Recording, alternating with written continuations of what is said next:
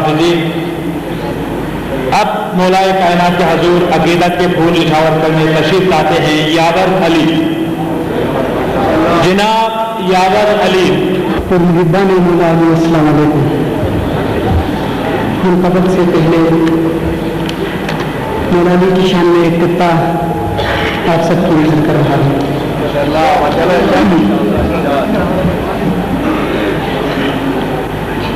علی کا بنا غلام ہوں میرے، علی کا بنا غلام ہوں میرے، ثواب لے کر میں کیا کروں گا، ہے بے حیدر سے دل معطر، ہے بے حیدر سے دل معطر، گلاب لے کر میں کیا کروں گا، لہد میں آیا تھا ایک فرشتہ، یہ کہہ کے محسن چلا گیا وہ، یہ کہہ کے محسن چلا گیا وہ، لکھی ہے نادے علی کفن پہ، لکھی ہے نادے علی کفن پہ، حساب لے کر میں کیا کروں گا،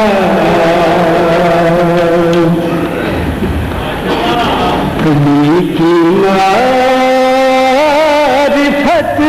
ہم کو فنا ہونے نہیں دے گی، علی کی معرفت ہم کو فنا ہونے نہیں دے گی، گرفتار بلا بزمے کسا ہونے نہیں دے گی، مٹانے کی زمانے سے عزاداروں کو کوشش ہے، مٹانے کی زمانے سے عزاداروں کو کوشش ہے، مگر ایسا دعائے سیدہ ہونے نہیں دے گی، مگر ایسا دعائے سیدہ ہونے نہیں دے گی، مخالف ساری دنیا ہو تو ہو کچھ غم نہیں مجھ کو، مخالف ساری دنیا ہو تو ہو کچھ غم نہیں مجھ کو، ابو طالب کی الفت بے نوا ہونے نہیں دے گی، ابو طالب کی الفت بے نوا ہونے نہیں دے گی، عجب تاثیر ہے نادے علی کی دیکھیے پڑھ کر، عجب تاثیر ہے نادے علی کی دیکھیے پڑھ کر، کوئی مشکل ہو یہ بے آسرا ہونے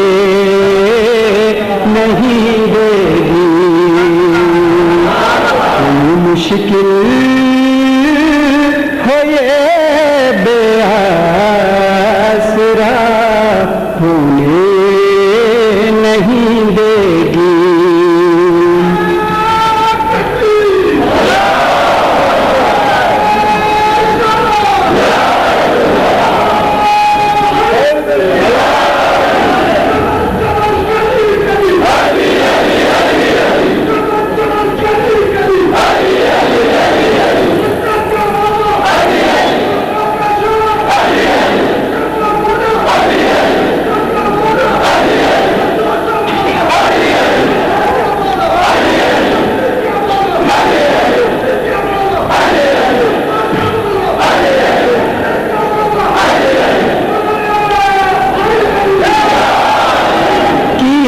جس نے ذرا بھی شک ابو طالب کے ایمان پر کیا، جس نے ذرا بھی شک ابو طالب کے ایمان پر، اسے قسمت مصیبت سے رہا ہونے نہیں دے گی.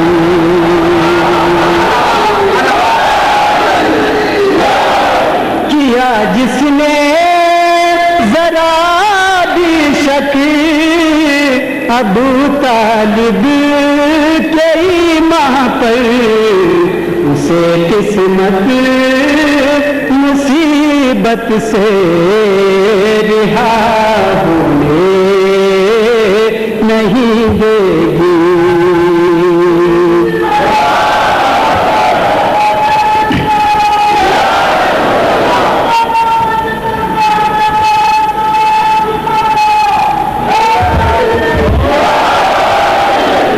اجل کے سائے میں وعدہ لیا سرور زینب سے،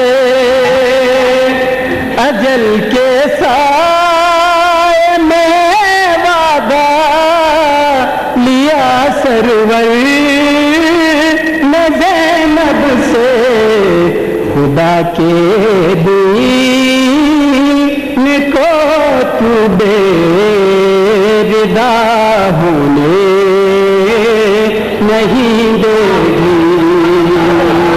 خدا کے دین کو تو بے ردا ہونے نہیں دے گی. مختار عظیم نہیں ہے اس لیے ارتضا کچھ خوف مرقد کا، نہیں ہے اس لیے ارتضا کچھ خوف مرقد کا، اندھیرا قبر میں خاک شفا ہونے نہیں دے گی. میرا قبر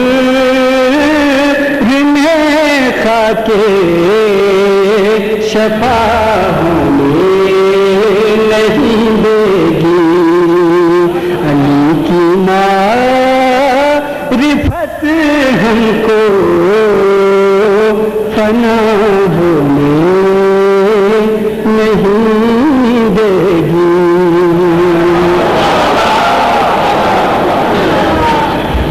جزاک اللہ. اجل کے سائے میں وعدہ لیا سرور نے زینب سے، اجل کے سائے میں وعدہ لیا سرور نے زینب سے، خدا کے دین کو تو بے ردا ہونے نہیں دے گی. یہ تھے جناب یاور علی مرغوب.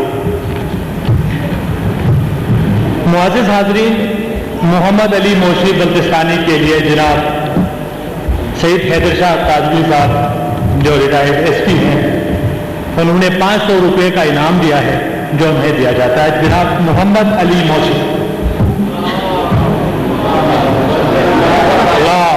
یہ بہترین آسانی پر جناب حیدر شاہ صاحب نے، سید حیدر شاہ صاحب نے دیا ان کے لیے.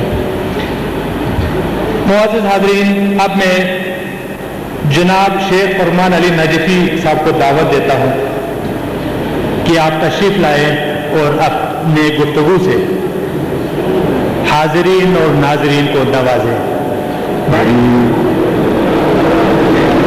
الحمد لله رب العالمين والعاقبة للمتقين والجنة للمطيعين والنار للعاصين، ثم الصلاة والسلام على خير خلقه محمد وآله الطيبين الطاهرين المعصومين، ولعنة الدائمة على أعدائهم من الآن إلى قيام يوم الدين۔ رب اشرح لي صدري ويسر لي أمري واحلل عقدة من لساني يفقهوا قولي، أما بعد، فقد قال الله تبارك وتعالى في كتابه المجيد وفرقانه الحميد، بسم الله الرحمن الرحيم: إن الذين آمنوا وعملوا الصالحات أولئك هم خير البرية۔ صلوات پر محمد آل محمد۔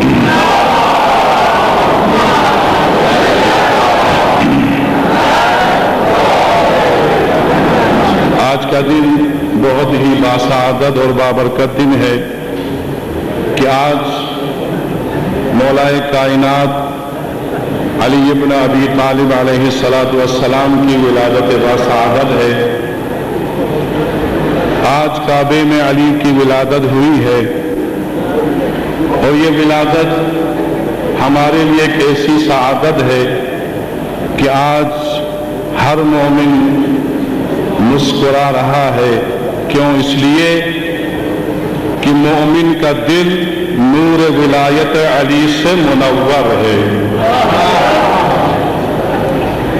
یہ ولایت علی کا نور ہے جو دل سے چہرے پہ منتقل ہو رہا ہے، اور ہر ایک کے چہرے سے پتہ چل رہا ہے یہ علی کا دوستدار ہے۔ چہرہ انسان کے دل کا آئینہ ہے، تو اس آئینے میں علی کی محبت نظر آ رہی ہے، اس آئینے میں علی کی محبت کی تصویر نظر آ رہی ہے۔ تو اس باسعادت ولادت کی مناسبت سے آپ سب کو ہدیہ تبریک ہو۔ علماء کرام یہاں تشریف فرما ہے، ایک چھوٹا سا طالب علم ہوں۔ علماء کے سامنے لب کشائی میرے لیے بہت ہی مشکل ہے، بالخصوص جب استاد محترم یہاں تشریف فرما ہو تو اور لب کشائی میرے لیے مشکل ہو جاتی ہے، لیکن اپنی اصلاح کے لیے اور اس عظیم عبادت میں شرکت کو اپنے لیے سعادت سمجھتے ہوئے چند جملات آپ کی خدمت میں عرض کرنے کی جسارت کروں گا۔ آیت آپ کی خدمت میں پیش کی: ان الذین آمنوا وعملوا الصالحات، یقیناً ایمان والے اور عمل صالح بجا لانے والے، اولئک ہم خیر البریہ، یہی وہ لوگ ہیں جو سب سے بہترین ہے، سب سے افضل ترین ہے، خیر البریہ ہے۔ انسان از لحاظ انسان نہ پست ہے نہ بلند ہے، انسان ایک حد استوا پہ کھڑا ہے۔ انسان کو اگر بلند کرے تو اس کا عمل اس کو بلند کر دیتا ہے، اگر انسان پست ہو جائے تو اس کا عمل اس کو پست کر دیتا ہے۔ یہ انسان کے اپنے کردار پر ہے کہ وہ پست ہو جاتا ہے یا بلند ہو جاتا ہے۔ تو قرآن ایک رخ کو بیان کرتا ہے، قرآن کہتا ہے کہ وہ سب سے بہترین ہے جو ایمان و عمل بجا لائے، یعنی قرآن یہ کہتا ہے کہ جنہوں نے اپنے ایمان و عمل سے اپنے کو بلند کیا، خدا نے ان کو خیر البریہ قرار دیا، خیر البریہ قرار دیا۔ تو پس ایمان و عمل انسان کو بلند کر دیتا ہے۔ اب وہ ایمان و عمل کا معیار کیا ہے؟ معیار کیا ہے کہ اس معیار پہ رکھ کر ہم بتا دیں کہ ایسا ایمان و عمل ہو کہ جس کی وجہ سے انسان بلند سے بلند تر ہو جائے، انسان از لحاظ عمل محو پرواز ہو، انسان تمام مخلوقات سے افضل ہو۔ تو وہ معیار کیا ہے؟ وہ معیار بہت ایک طولانی حدیث ہے، لیکن ایک حصہ آپ کی خدمت میں عرض کروں گا کیونکہ ایک منزل پہ مجھے پہنچنا ہے۔ جناب جابر جعفی صحابی ہے امام محمد باقر علیہ السلام کا، 18 سال امام کی صحبت میں رہا، کوفہ واپس جانا چاہتا ہے، امام سے عرض کرتا ہے مولا مجھے کچھ عطا کیجئے۔ فرمایا جو میری صحبت میں 18 سال رہے ہو کیا یہ تمہارے لیے کافی نہیں؟ اب وہ دیکھو جتنا علم آتا ہے انسان تواضع و انکساری کی طرف جاتا ہے، جہالت انسان کو جرأت مند بنا دیتی ہے، علم انسان کو تواضع و انکساری کی طرف لے کے جاتا ہے۔ ہم اگر 1 سال پڑھے تو کہتے ہیں کہ ہم علامہ ہیں، ہم بڑے ہیں، ہم یہ ہیں، لیکن جو امام کی صحبت میں 18 سال پڑھتا رہا ہو،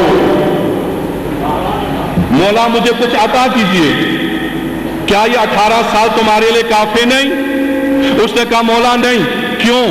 18 سال جو آپ کی صحبت میں رہا ہوں، جو کچھ میں نے علم معرف حاصل کیا، اگر آپ کی معرفت اور علمیت و مقام کی نسبت میں لائے تو میں اور میرا علم قطرے کی مانند ہے اور آپ سمندر ہے۔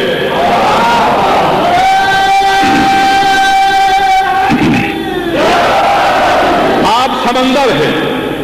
اس کے بعد امام میں جاؤ کوفہ، یہ کسی جملے پہ میں نے آگے بڑھنا ہے، کوفہ جاؤ، اگر سارا کوفہ تمہاری تعریف کرے تم نے خوش نہیں ہو، ایک معیار دے رہا ہوں، اگر سارا کوفہ تمہاری تعریف کرے تم نے خوش نہیں ہونا، یا سارا کوفہ تمہاری مذمت کرے تم نے پریشان نہیں ہونا۔ اور یہ آپ بہتر جانتے ہیں تعریف بھی کردار کی ہوتی ہے، مذمت بھی کردار کی ہوتی ہے، جیسا کردار ویسی تعریف، جیسا کردار ویسی مذمت۔ فرمایا کہ اگر سارا کوفہ تمہاری تعریف کرے تم نے خوش نہیں ہونا، سارا کوفہ تمہاری مذمت کرے تم نے پریشان نہیں ہونا، مولا میں کیا کروں؟ ایمان و عمل کی بات کر رہا ہوں اور اس معیار کی طرف متوجہ آپ کو کرانا چاہتا ہوں۔ مولا میں کیا کروں؟ تعریف بھی ہوتی ہے، مذمت بھی ہوتی ہے، تو جب تعریف و مذمت ہو جائے تو میں کیا کروں؟ مولا فرماتے جب بھی جس وقت بھی تمہاری تعریف ہو جائے یا تمہاری مذمت ہو جائے تم نے نہ خوش ہونا ہے نہ تم نے پریشان ہونا ہے، جب بھی تمہاری تعریف ہو یا مذمت ہو اپنے کردار کو قرآن سے ملا لینا ہے۔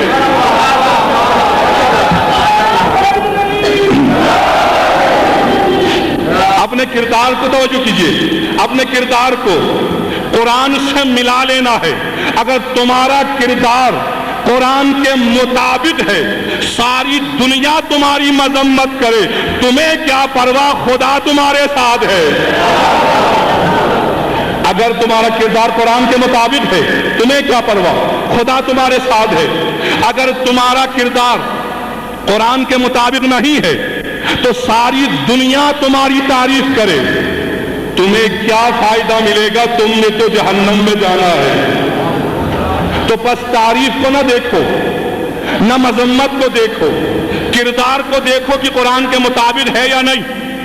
بس اس آیت سے جو نتیجہ ملا وہ یہی ہے، آپ کی خدمت عرض کروں، پتہ چلا کہ خیر البریہ وہ ہے کہ جس کا کردار قرآن کے مطابق ہو، جس کا کردار قرآن کے احکامات کے مطابق ہو، جو قرآن کہے اس کے مطابق عمل کرے، جو قرآن کے احکامات ہیں اس کے مطابق زندگی بسر کرے۔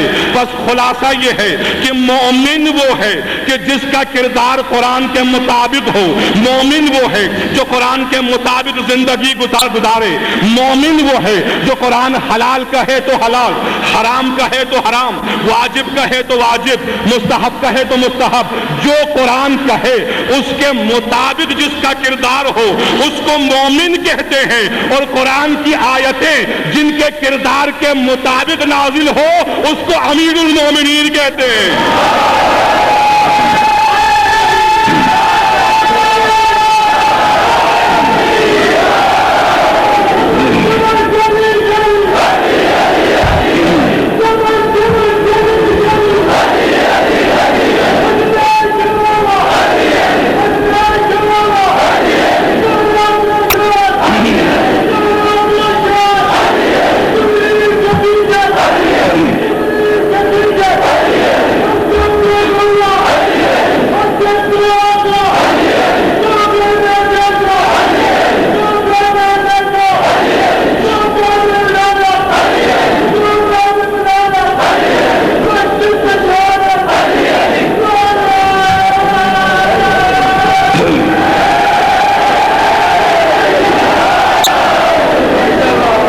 جس کا کردار قرآن کے مطابق ہو وہ مومن، جس کا کردار قرآن کے مطابق نہ ہو وہ لاکھ دعویٰ کرے مومن نہیں ہو سکتا۔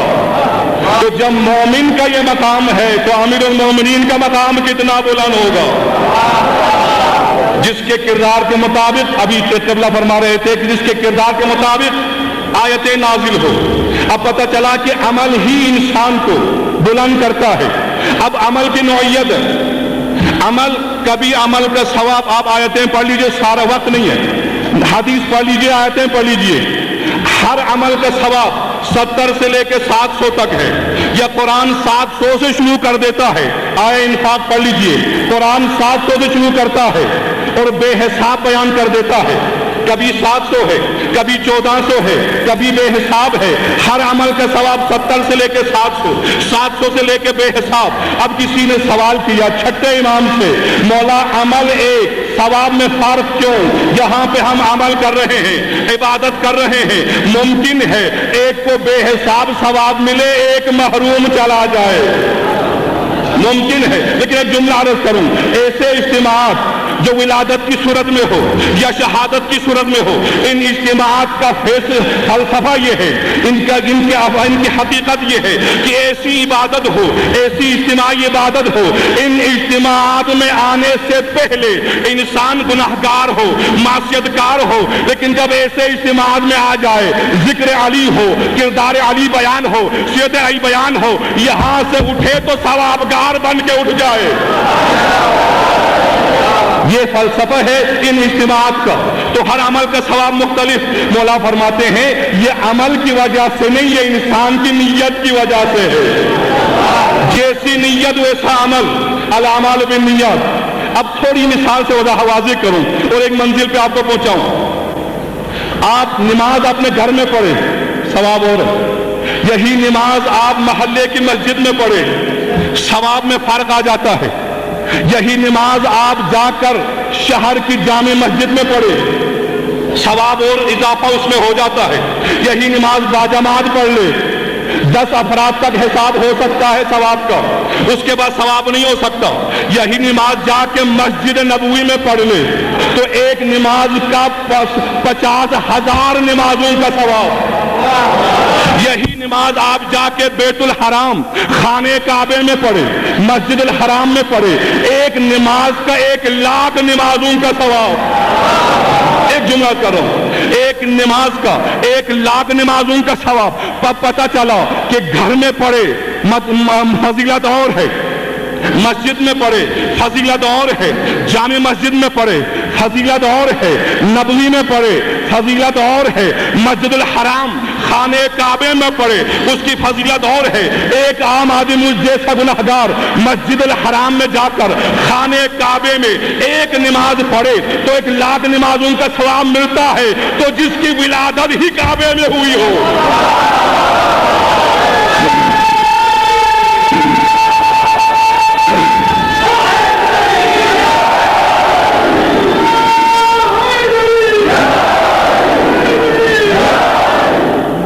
عبادت میں فرق آ گیا، تو مسجد حرام میں خانہ کعبے میں پڑھے تو ایک رکعت کا ایک نماز کا 1,00,000 نمازوں کا ثواب، تو جس کی ولادت ہی خانہ کعبے میں ہوئی ہو، آج ہم اسی کی ولادت منا رہے ہیں نا، جس کو دنیا مولود کعبے کے نام سے یاد کرتی ہے۔ دنیا مانے یا نہ مانے، یہ ضرور مانتی ہے کہ علی ہی کعبے میں پیدا ہوئے۔ تمام چیزوں کا انکار کر دے لیکن اس کا انکار نہیں ہو سکتا، تو بس علی خانہ کعبے میں ایک جملہ کر رہا ہوں، علی خانہ کعبے میں پیدا ہوئے۔ آج کا دن ہے کہ خانہ کعبہ علی کے نور امامت سے، علی کے نور ولایت سے خانہ کعبہ منور ہے، خانہ کعبے میں نور امامت سے خانہ کعبہ آج روشن ہو رہا ہے، تو بس جو خانہ کعبے میں نماز پڑھے اس کو ایک رکعت کا ثواب، 1,00,000 نمازوں کا ثواب ملتا ہے۔ تو علی وہ عابد ہے جن کی ایک ضربت ثقل کی عبادت سے افضل ہے۔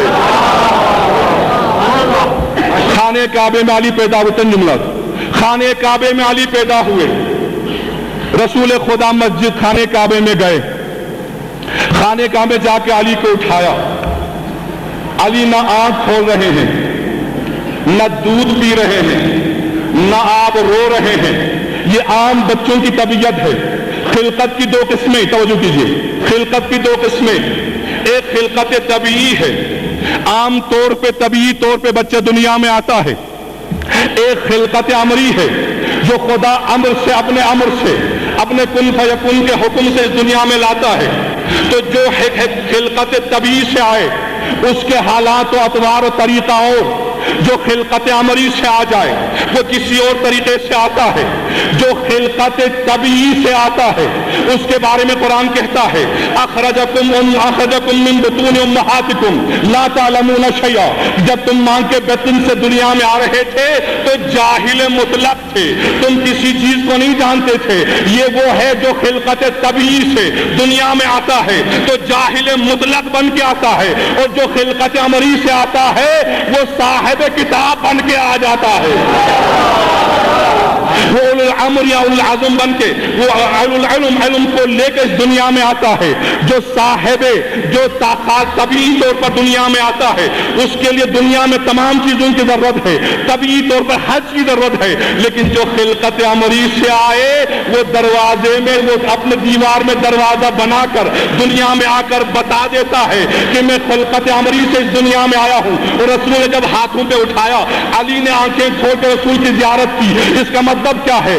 ابھی دنیا میں علی آئے ہیں، جب ماں کے ہاتھوں پر تھے علی نے آنکھیں نہیں کھولی، جب رسول کے ہاتھوں پہ علی آئے علی نے فوراً آنکھیں کھول کر رسول کی زیارت کی۔ اس کا مطلب یہ ہے کہ علی سمجھ گئے میں کن کے ہاتھوں میں آ گیا ہوں، علی سمجھ گئے میں کن کے ہاتھوں میں آ گیا ہوں۔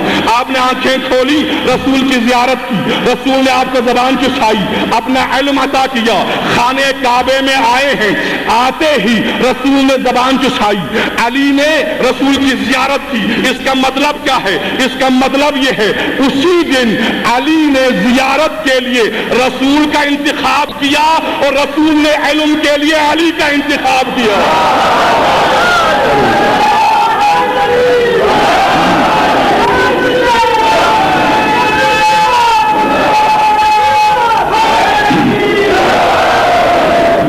علی وہ کامل نمونہ ہے، میں زیادہ سے کہوں گا چند بلا کروں گا، علی وہ کامل نمونہ ہے۔ ابھی قبلہ حافظ صاحب بیان فرما رہے تھے، جس پہلو میں دیکھے علی ہر پہلو میں کامل نظر آتے ہیں۔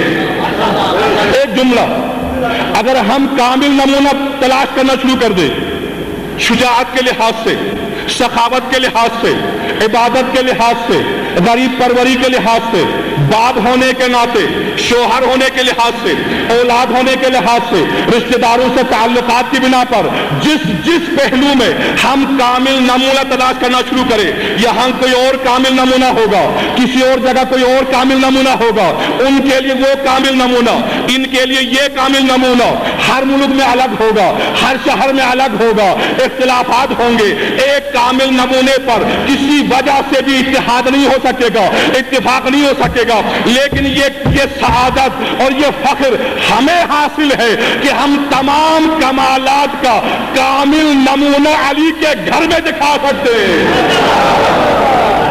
علی کا گھر، علی کا گھر وہ گھر ہے جس میں کامل باپ بھی ہے، علی کا گھر وہ گھر ہے جس میں کامل شوہر بھی ہے، علی کا گھر وہ گھر ہے جس میں کامل ایک سربراہ بھی ہے، علی کا گھر وہ گھر ہے جس میں کامل باپ بھی ہے، کامل استاد بھی ہے، کامل نبی کا وصی بھی ہے۔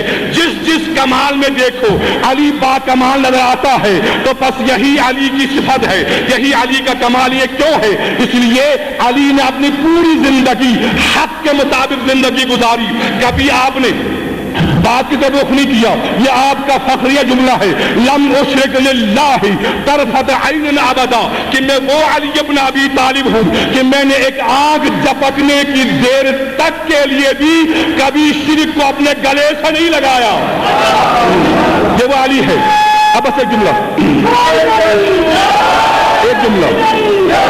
جنگ صفین میں علی کے حق گوئی، علی کے حق پر کردار، علی کا حق اور علی کو حق کے مطابق زندگی گزارنے کا جو طریقہ رسول نے فرمایا، اس کے مطابق جنگ صفین میں کچھ لوگ آئے جب جنگ زوروں پر تھی۔ یہ سب سے طویل ترین جنگ ہے جو 18 مہینے لگی رہی۔ کچھ لوگوں نے کہا یا علی ہماری سمجھ میں نہیں آتا کہ حق کہاں ہے، ادھر ہے یا ادھر ہے، ادھر بھی اصحاب ہے ادھر بھی اصحاب ہے، لیکن یہاں پہ کم ہے وہاں پہ زیادہ ہے۔ ہماری سمجھ میں، ایک جملہ توجہ کیجئے، ہماری سمجھ نہیں آتا کہ حق کدھر ہے، جب کہانا کہ ہمیں پتہ نہیں چلتا حق کدھر ہے۔ علی دیکھ کے فرماتے ہیں کہ تم لوگوں کو دیکھ کر حق کو پہچاننے کی کوشش کر رہے ہو، نہیں، بلکہ حق کو دیکھو پھر لوگوں کو پہچانو۔ حق کو دیکھو پھر لوگوں کو پہچانو۔ اگر حق پہ ڈٹ جائے تو علی کا نام دنیا میں روشن ہے، حق پہ ڈٹ جائے تو علی کا ماننے والے اتنا بلند ہو جاتا ہے کہ علی کے دور میں حق پہ اگر کوئی ڈٹ جائے تو وہ سلمان محمدی بن جاتا ہے، اگر اس دور میں ہو تو وہ خمینی بن جاتا ہے۔ الحمدللہ رب العالمین۔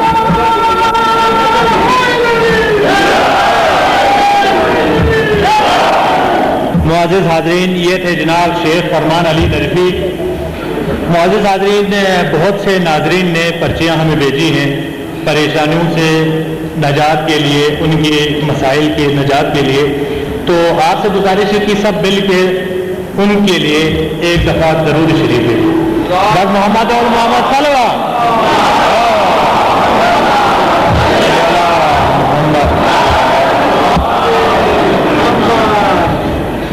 معزز حاضرین، اب میں اس مبارک محفل کے مہمان خصوصی جناب پروفیسر غلام حسین سلیم سے گزارش کرتا ہوں کہ وہ تشریف لائیں اور اپنے گفتگو سے مجلس کو فیضیاب کریں۔ جناب پروفیسر غلام حسین سلیم۔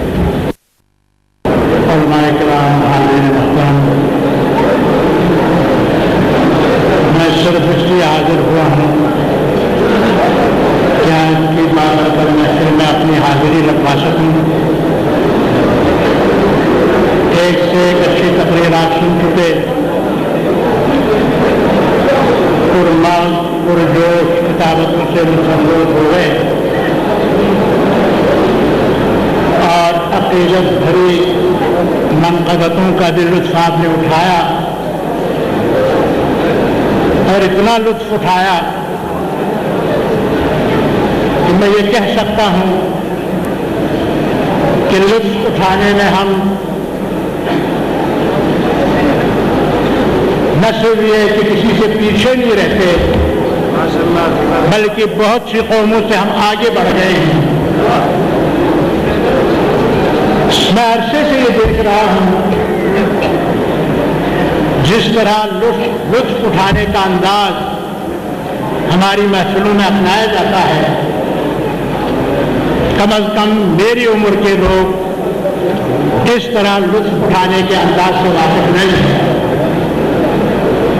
یہ نئی نسل کا انداز ہے जिसे हमें चारों नाचार मुआशरे का हिस्सा समझ के, अपने कल्चर का हिस्सा समझ के कबूल करना है, वरना जिस विरसे के ऊपर हमारा इफ्तिखार रहा है उसमें लुत्फ उठाने का ये अंदाज शामिल नहीं है। आपको मालूम होना चाहिए कि बल्तिस्तान में इंतहाई संजीदा माहौल में पाकीज़ा हस्तियों का तज़किरा होता है, ख़ास तौर पर खाने खुदा में, मस्जिद में।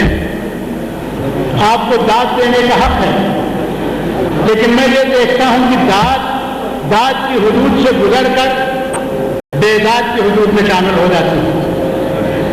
लुत्फ उठाने का ये अंदाज गहराई में कम पेवश और जिस्म की हरकत और सकरात का मुजाहरा ज्यादा है।